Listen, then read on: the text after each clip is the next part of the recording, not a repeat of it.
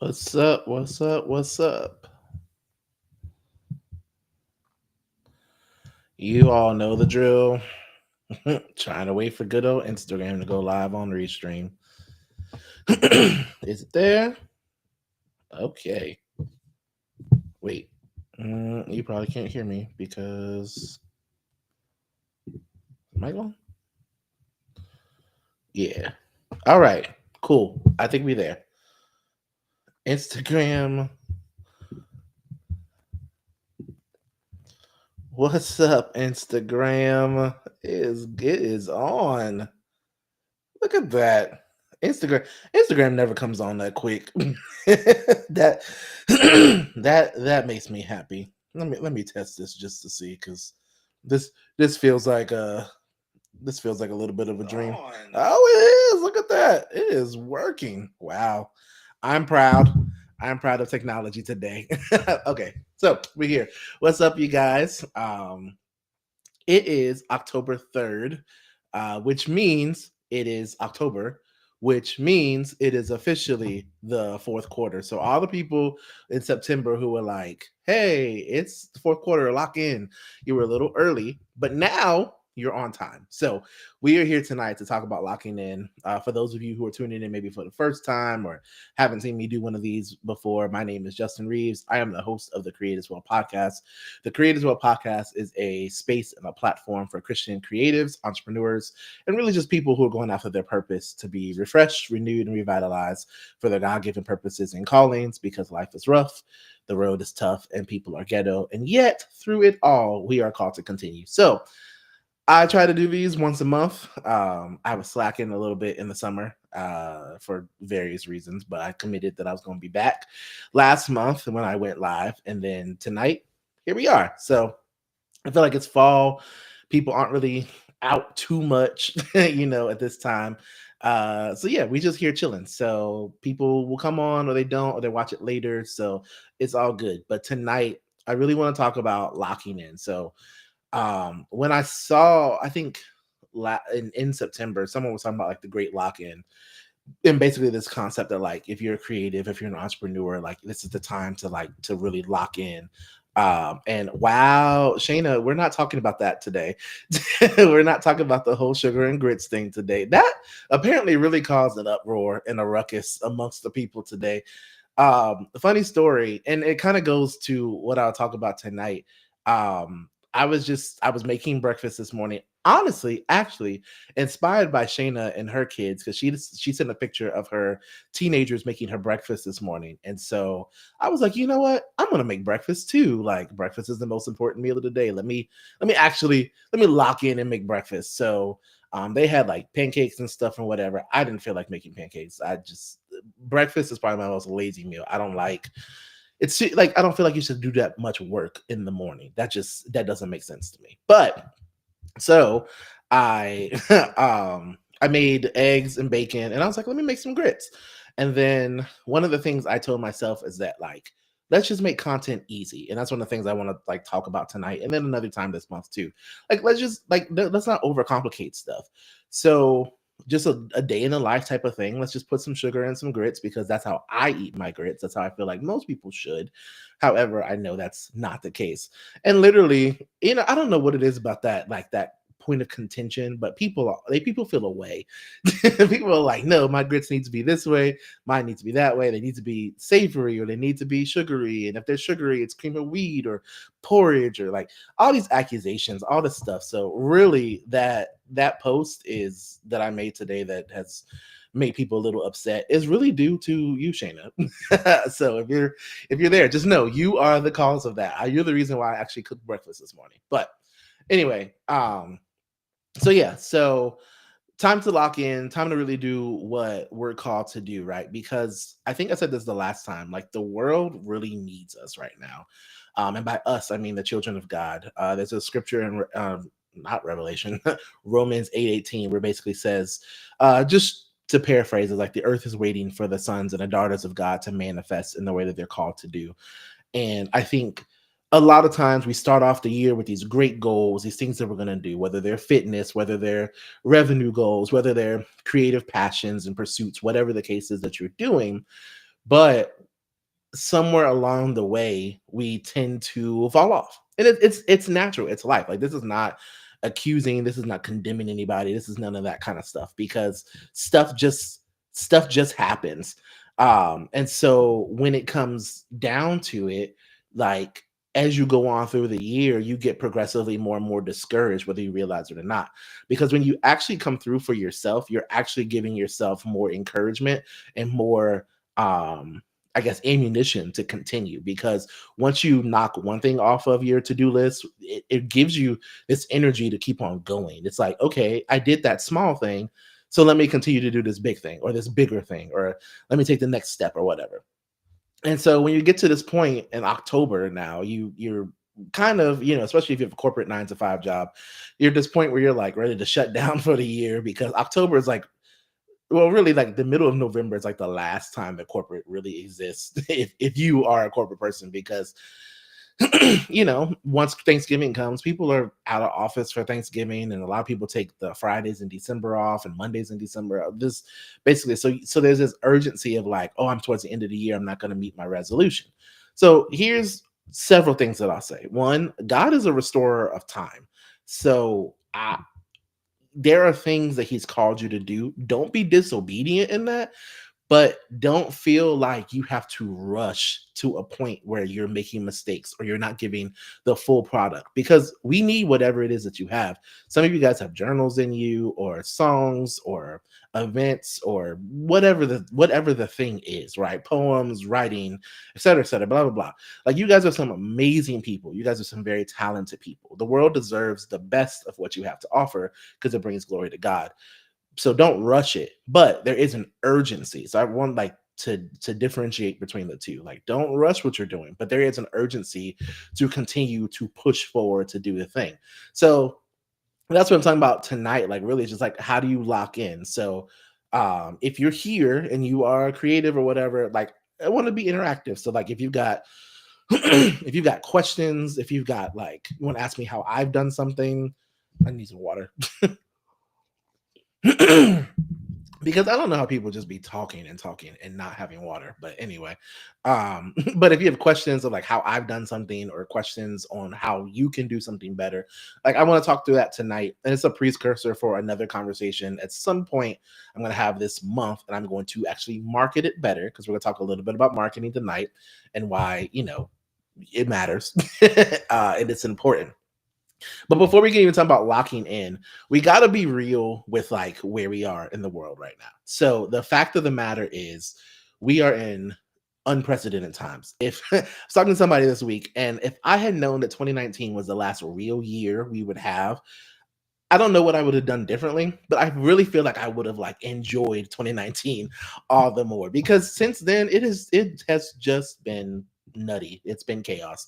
The world has not been a real place at all. So we, like I said, we're going through a whole lot. And then this past week, I live in the Northern Virginia area, so I think the stats like 1 in 3 people that works for the government, is somehow affiliated with the government. The government was shut down. And not only was it shut down, but some people were laid off. So for those who aren't familiar, in the past with government shutdowns, everyone is just furloughed, but they stay employed and you just don't get paid. Some people are essential. You still have to go to work for the functions of the country to keep doing what needs to be done. And some of them get to stay at home. And some people in the past would say it was like a vacation, because you get a break from work, right? This time it's not feeling that way for a lot of people. I'm not government, but I've talked to a lot of government people that are like, this one feels different, because generally they do back pay, and we are praying, praying to God that they do the back pay. But there's just so many things that are just, again, unprecedented and non-standard ever since 2020. So when you have all those things, like, a lot of people up here, like, whether you're affected directly or someone, like, I know plenty of people I know that have been furloughed. I even know some people who have lost their jobs and won't be coming back when the government reopens. So there's just so many things that go into it.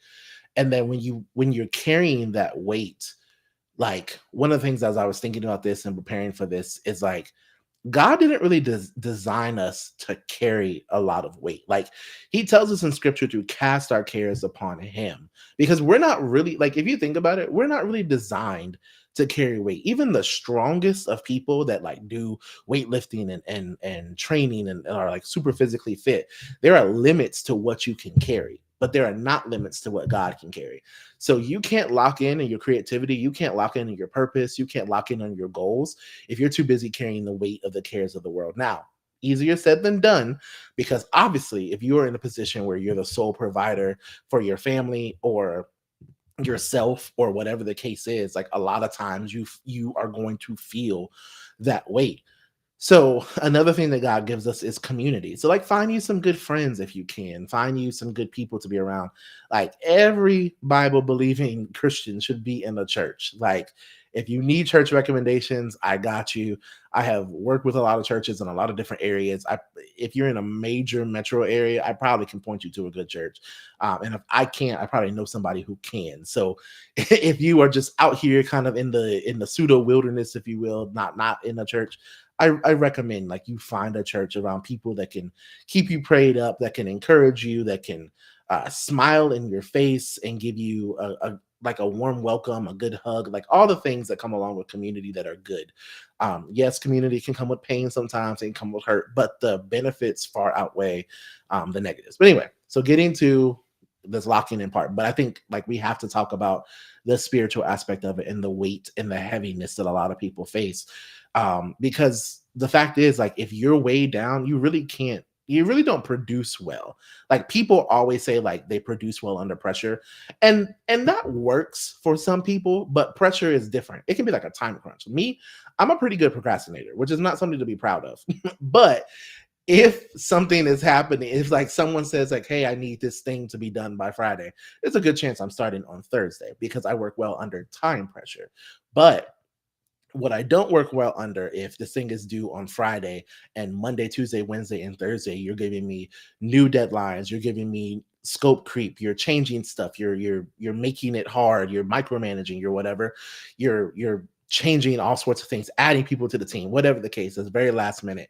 That's the kind of pressure that people don't do well at. Like, and most people can still handle it, but you're not meant to do that. So as creatives, it's good for us to release that pressure, to release the weight that this world has put on us, because there's stuff that we have to do. There are things that I have written in my notes that I have worked on, but because of feelings of sadness, feelings of whatever, I just have not done them. Like, and it's just a fact. And I know that when I'm at my best is when I'm at my most creative. And when I'm at my most creative is when I'm at my most productive. And that's when you guys see things, you see content, you see the events, you see whatever comes out. But there's a lot more that I had planned this year that I didn't quite get to. And it's okay. Like we still, God willing, have next year and the years after to come. But right now it's my job to be the best that I can, and it's your job to be the best that you can. For those of you who are just joining in, if you got questions about being creative, uh, doing anything, following your purpose, anything like that, go ahead and drop them in. I want to do like a little Q&A on it, but altogether we're talking about locking in this last quarter and getting stuff done. So one of the biggest things is knowing what God has given you to do. And you can find that in a variety of ways, but the number one way to do is ask God Himself. Like ask the source, ask the Holy Spirit. God, Holy Spirit, what do you want from me? Like what have you put inside of me that you want to see me show forth in this earth? Like what gifts have you given me that will allow me to encourage somebody or build something for somebody or whatever? And I think we always think about people doing public speaking and preaching and singing and all that, but there's so many other things. There are a multitude of gifts that make the body of Christ what it is, that help build up the church, which ultimately help build up the world. So there are people who are good at serving, there are people who have a lot of hospitality, the people have gifts of mercy, people have gifts of administration, they can lead things, they can put things together, they bring chaos, they bring order to chaos. So all of those things are just as important as the other gifts that we see often exalted on the platform and things of that nature. So number one, figure it out what it is that you're to do. Number two, get some instruction. That might require school, that might require training of some sort. It might require, again, community. So like if the Lord tells you that you're going to be a carpenter to build houses for lower income communities or whatever the case, then you probably need to know how to build a house. You probably need to know how to do that. I don't know how to build a house. I can't even build IKEA furniture. Like I don't do that. So I'm not the builder. That's not who I am. But if God was giving me the ability and the talents for masonry and carpentry and things of that nature, then like I it's my responsibility to work the gifts that God has given me. Like that's part of this. He gives you a natural ability, he gives you a natural inclination and a gifting, but it's up to you to work. We have scriptures like faith without works is dead. Um Man plans, but if the Lord does not establish it, it's labor in vain. But that still implies that there's a labor portion to it. There's something that you have to do. And then number three is like, don't be discouraged in your pursuit. Now that's super easy to say, but the fact of the matter is, it's all a road. It is all full of endurance. Like in this, we are to run this race with endurance, laying aside every weight and sin that so easily besets us, so that we can run this race with endurance. That's Hebrews 12. So when you're in these situations, like you've got to find your way to get the weight off of you so that you can continue to do whatever you need to do. One of the biggest things, though, is that we will finish something and we don't present it well. So, what I have done is a little bit of an experiment tonight to prove to you all the difference in preparation, right? So, I put out a post like 2 or 3 hours ago, going live tonight, whatever. Some people will see it, some people will not. Some people will see it after this, some people will not. When it comes down to it, good preparation is essential for your best production, whatever that is. Not using the word production, but that could be your product. That's I should better say. So your product. It could be a poem, it could be a speech, it could be a song, it could be a dance, a post, or whatever. Poor preparation leads to a poor presentation of your product. So the fact of the matter is, in whatever you do, whatever step you're doing, you've got to get all your ducks in a row so that when it comes time to release it, it's ready. So that's why marketing, like I want to talk this month about marketing because a lot of people are going to get excited about things like Black Friday and the Christmas season and even next year, right? Like I want us to be thinking farther ahead. It's great to think for Black Friday and Christmas and things of that nature, but here's another fact because fun fact, since the government is shut down, your Christmas holiday and your rush might be very different this year, and that's really okay.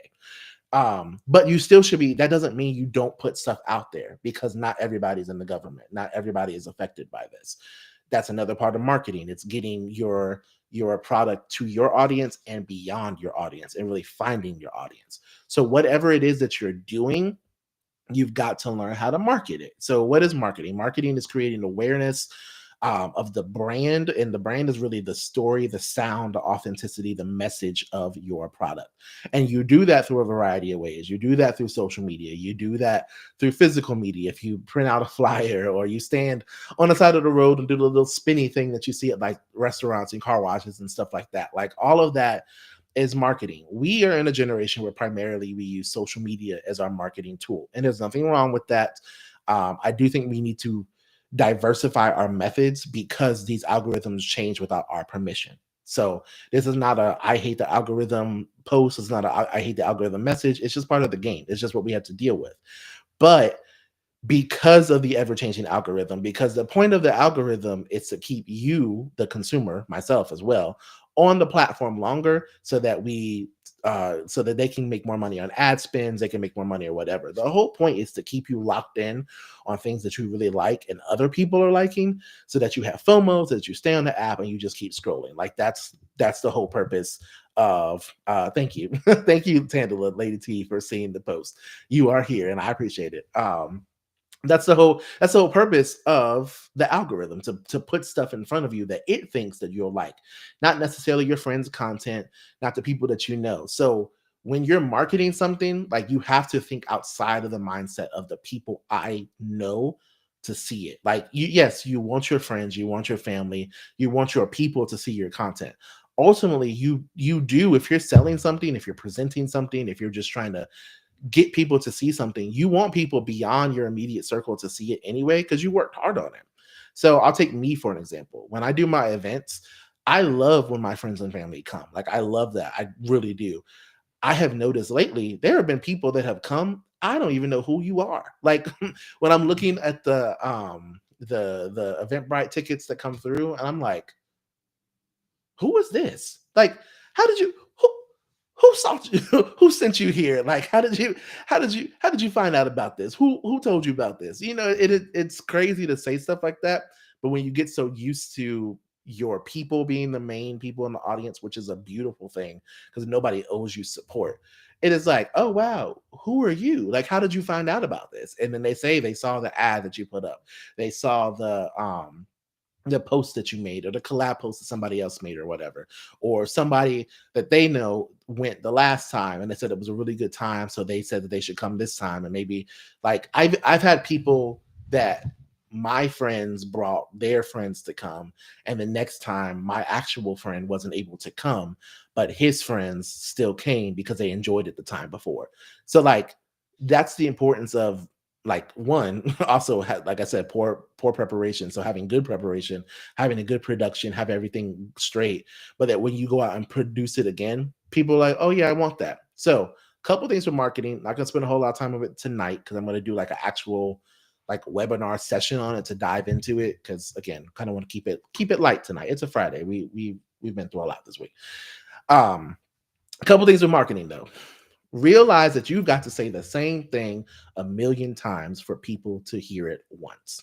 So you can tell people at this point, science basically says that humans have a attention span shorter than a goldfish, which is terrible. Like when I hear stuff like that, I'm very, very, very discouraged. What's up, AJ? I am extremely discouraged when I hear stats like that because we're humans and they're goldfish. But what does that tell you? That means that people can see your flyer and scroll past it and it didn't catch their attention. So you have to show people the same thing between 7 to 10 times for them to even recognize it. Recognizing it is not buying into it. And so I want to like slow it down a little bit. So for every creative who gets discouraged when you put out a poem or a piece of art or a piece of content or whatever, and you're like, man, no one really liked it, no one did whatever, no one really knows what I'm doing, like they don't care, they might not have seen it, they might not have noticed it, right? Like that's the biggest thing. They might have recognized, they might not have got to the point where they recognize it, and their brain, their short-term memory now takes, this is psychology, um your short-term memory takes information, and if it does not put it, like process it to your long-term memory, that's where memory and recognition and cognition actually begins. We see stuff all day long that we don't remember, right? Like there are things that like I could have saw it. I've seen so many texts today. I was in a group chat and there's so many of those messages I don't remember because I didn't pay attention to them. So remember that people have to recognize the things that you're doing, and then from recognition, then it has to become real to them. So even once, like, so for me, for example, I have Carol's for Calls coming on Saturday, December 6th. I'm going to start the marketing campaign probably in about 2 weeks. There are going to be people that are on November 30th that will say, I haven't heard about it. Why? Because they probably haven't seen it 7 to 10 times to recognize it. So it is your job as a content creator to have the resilience and the creative, the entrepreneur that you are, to say, I'm going to keep posting even when no one's liking. I'm going to keep posting even when no one's commenting. I'm going to keep posting even when no one's sharing. Why? Because each time you post it is a chance that somebody else is going to lock in on it at some point, right? With my last event, Holy Hoodlum, I didn't get a whole lot of what's up, Corey? I didn't get a whole lot of comments and engagement on the post, but when I was around people that I knew, people were like, "Oh, yeah, that's like August 23rd, right? I've seen that somewhere. You've been posting about it." So that's the thing. Like they didn't really recognize it then, and then they bought their tickets eventually, right? So let that be encouragement for you. Like spam people's pages. Number two, so number one is create awareness and kind of spam. Number two, just know that if you're using Instagram or Facebook or even TikTok, about 1% of your followers see each piece of content. So you can have, let's just use easy math tonight. So if you have 100 followers, then that means that when you post something, that means one person probably saw it. So if you think about that, you've got to keep posting it a lot just to get 10 to 20 people to see it. And it doesn't always mean that it's going to be a different person each time. Like there are certain pages that for whatever reason the algorithm thinks that I really love them. So if they post something, I always see it. But there are some pages that I don't see often. Like I just don't. So that's a big thing. Like you got to spam. Like and I hate the word spam because it has such a negative connotation. But when people are not getting your stuff because of the capitalist machine that is Meta and how they do things, you've got to fight it. Like you need social media to market because it's a part of your market, but you've got to fight it. Number three, I would say diversify your methods. So social media is great, but the last two things I talked about, social media can defeat you. It can deflate you. You can be tired, right? You need to find ways to directly get your message to people. One of those ways is email marketing. I know a lot of people don't check their emails and things of that nature, but there are still people who check their emails. Um, and yeah, and tell your followers, check the promotions tab on Gmail. Most of your newsletters and stuff that you send, they end up there. So if you can get people to recognize that you're sending something, they can go check the promotions folder, and then once they click it, it'll always go into your regular inbox. Now that requires them to see it, of course. But that's a whole nother thing. Number two, text marketing. There's so many like brands and events and like all sorts of things, artists that are texting their fans directly now. I was texted about the Chris Brown like Breezy Bowl. Here's the thing, I've never been to a Chris Brown concert a day in my life. I don't even know how Chris Brown got my I don't know how Chris Brown got my number. I don't know. But the fact is, somebody somehow Chris Brown's marketing, they got my number, whether Live Nation sold it to them from another show or something. I don't know. I don't really care. But I got a text telling me that pre-sale was happening on whatever day it was happening, and general admission was going on this day. So it came directly to my phone. That was before I even saw the post that he put out there. And like that's the thing. Like if you can directly get to people, you have a better chance of the people who rock with you and follow your art they align with it. Another way you can do it, Substack. So if you're a writer, whether you do poetry or long form content, blogs, all sorts of stuff. You really can put a lot on Substack. You can put YouTube videos and podcasts and all that kind of stuff direct to Substack. YouTube as well. Use YouTube. Your subscribers get notified when you make a post unless they change their preferences and things like that. The final thing I'll say tonight about marketing is mm, maybe I'll save that because it's a bigger conversation. That's a bigger, yeah. That's enough. Y'all got enough for tonight. It's a Friday again. We chilling, we chilling. We're not going too deep, but yeah. So you got to lock in on whatever it is that you're doing. Get a plan. Like write down what you're doing. The Bible makes that very clear. Habakkuk 2:2, write the vision, make it plain. But we always kind of stop there. But the rest is really important too, where it talks about so that men may run with it and they can basically do it without any issues. You need that yourself. So, like, as we all know, if we have ideas and we're producers, we do whatever, we can get to a point where we just have idea after idea after idea after idea. It's not a bad thing, but that can make us continually spin out of control and never get anything done. And that's not what we want. So write your vision, make it plain, say what it is, and go from there. I will actually do the fourth one. Sorry, I just decided because I've been thinking about it a lot. Before you post anything, know that your voice and your opinion and your point of view matters, right? God made us all different for a reason. God made us all unique for a reason, which means that there's somebody out there, whether it's one somebody, 10 somebodies, 100, 1,000, a million, whatever, that want to hear what you have to say about a certain thing. One of my friends, she made a comment to me that has actually bothered me for a while, but I watched an interview with Issa Rae today that she ended up saying the exact same thing. And she was saying that at this point, everyone can be a content creator, which is pretty true. Because if you have a phone and Wi-Fi or a phone and cellular service, you can be a content creator. Like the way that apps are working these days, the way that there's naturally embedded software within TikTok, Instagram, and all of everybody can make a reel, everybody can make transitions, everybody can edit, right? So Issa and my friend were both basically saying the same thing, that like everyone is a content creator. So therefore, like, what's the purpose of me putting myself out there? And to my friend and to Issa, and the interviewer said it to Issa, like one of the things is there is that you are unique in what you have. Somebody wants to hear what you're doing. Somebody cares about the way that you would present something, right? So with music, right? That's a big thing. If you're doing covers, somebody needs to hear your cover because your cover might be the version that people ended up like. Perfect example.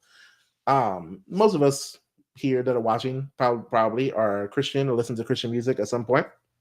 You know the song Gyra by Maverick City, Chandler Moore and Naomi Rain. They wrote it. Cool. Jordan Welch put out a cover essentially that the how much more part at the end where Naomi says if he dresses the lilies with beauty and splendor. Jordan put out that cover. There are people who loved her cover and did not realize it was related to the original. And they loved her cover more than the original. Why? Some of those people, and this is not a gospel versus CCM discussion. That's not what this is about to turn into. I don't have the energy tonight. But some of those people like gospel sounding things more. They like things that sound more black. And how Jordan sang it and the arrangement, the music, all of it, it felt more like black church. So it was saying the exact same thing. If he dresses the lilies with the same words, it's scripture. It is that tag from Gyra. That's what it is. Um, but then and some people found out about Gyra from that. So to to an extent, even though Gyra was probably like triple platinum at this point, more people ended up finding about Gyra because she said, like, hey, this is a cover. This is like, I'm doing this honoring the Maverick City version or whatever. But had she not done that, there are some people who would have never heard the truth of that song. More importantly, they would have never heard the truth of the scripture that song relates to, which is all of Matthew 6, basically, which is the Sermon on the Mount, which is Jesus's biggest sermon. Like, it's a huge part of how we're supposed to live and govern our lives. But if people had not listened, if Jordan had said, it doesn't matter, my voice doesn't matter, like Chandler, I'm no Naomi, and she's not, she's Jordan. So you are, Corey, AJ, Tandela, Jasmine, like just naming the people that are here, Shayna, Elder Johnson, all the people. You are who you are. You are who God's called you to be. So you might have a unique vantage point on something that people need to see it. Corey does events. I do events. I can't be at a point where I don't want to produce an event because Corey does one, and vice versa, right? Corey and I, we're both black men. We're both light skinned, but we're both different. Like we have different audiences, different vantage points, different creativity, different ideas, different whatever the case is. So I can't look at Corey and be like, oh, he did an event that was like a CHH concert, so I'll never do that, right? Like, don't copy people, of course, because that's lame, that's stupid. But like, if God put that same idea in your heart, your spin is gonna be different. And like Corey is actually a perfect example because he has a Christian hip hop festival that he does every year called Domination. And for the first couple years I did Holy Hoodlum, they were not similar, but they both had Christian hip hop artists, and they're not super far apart. Like one's in Richmond, one's in Woodbridge. And so I had somebody that was like, "Are you copying Domination? Like, are you not going to be like, no, my show is different because I'm different. I'm not Corey, and Corey is not me." So make sure that you still put your stuff out there. Like, you will rob people of it, and you will rob yourself of that satisfaction and that joy of whatever it is. Like, there are people who I know who are great teachers of marketing and Bible and whatever it is that they teach, but they don't put out their own course, or they don't put out a webinar, or they don't do whatever because they feel like they don't sound like Issa Rae or Jackie Hill Perry or whoever else, right? These great teachers, these great theologians, these great professors, these great scientists, these communicators, whatever the case is. Like, they feel like they're not good enough to do it, so they're just not going to do it. And that's not it. So yeah, that's it. So that's what I'll say tonight as far as marketing. I'm going to do a webinar at some point, one of these Saturdays in October or in November, just to kind of help you get ready and to think through um your offerings as well. And it probably will be a Zoom, probably won't be live because I want people to feel safe to ask their questions. Because one thing that I know I'm really good at is coming up with marketing strategies and campaigns for just about everybody but me. Like if I really tap in, I can do it for myself. But someone had brought me like their problem this week, and I wrote out a whole thing, and I was like, "Yeah, here you go." So I want to help you out. Like I think it's important, and also as you plan out your next year as well. Because we are in October, I think it's important for us to start thinking about what does January and beyond look like? What are we going to do? Like, let's not wait until January to think about what January and the year is going to be. That is how we get behind. That's how you start off the year behind. So, um, that's really it. So, if anyone does have any questions, I'm gonna sign out. But I'm also the last thing I'll say is, um, on September 29th, it was a year of me doing the Creators World podcast, which for me was pretty amazing because there were definitely times where everything I do, I really want to quit. I mean, that's just me. Like I'm always ready to quit. Um, but for me, I think it's amazing to stick with it. And they say that basically, like once you get to 100 episodes, you really hit your stride. So I'm about a third of the way there. And so at some point, whether it's this month or next month, I plan to do like um, a live podcast. All of mine are pretty live because I don't do any editing. So you get what you see is what you get. But I'm trying to do some, some guests, some people that you guys might want to talk to or whatever. So just be on the lookout for that. It will be marketed. It won't just be this random live where I'm just like, yeah, I'm doing this on this day. But I do want people to I just want people to win. And I think that at a time like this, when the world is absolutely crazy and insane, it's important for us to connect more, talk more, ask your questions or whatever. My DMs are open. My email is open. So if you got questions, hit me up. Yeah, I really want creatives to win. I really want people to do well. And here's the thing, I'm also not afraid of people doing better than me. Like I think at one point I was, now I'm like, I want people to do better because I want people to do well. I want people to go far. I want people to excel. So if you got an idea that's bigger than mine, don't worry about it. I'm good. Um, last thing, last thing for real. Carols for a Cause is on Saturday, December 6th. It will be in Woodbridge, Virginia at the church. I always do things at the Life Church in Woodbridge, Virginia. And the what's it called? The entrance fee is free, but there will be a donation requested that I asked for you to bring. So one year we did like hoodies for the shelter. So I haven't heard back from the shelter just yet from what that is that they would rather us bring this year. And so as soon as I get that out, I can put out the flyer and be like, "Hey, this is what we're doing. We're bringing together." And even when you are down on your luck, which a lot of us could be in these seasons, there's still someone who is doing significantly worse off than you, and the Lord has commanded us to be His hands and feet. So that's what we plan to do. So we're gonna get together, have some good Christmas fun. It is a night out. It's free. Like I said, so something free in the holiday season for you to do. But I do ask that you bring a donation when you come. It'll be hosted by me and Lady T, or maybe just her. I don't really know. I haven't quite figured out what the show is going to be. I have ideas, but I'm making it my job tonight to write down what that show is going to be because Christmas is basically tomorrow. So that's it. That's all. Be on the lookout for more stuff as it comes. And yeah, that's it. Everybody, have a good night.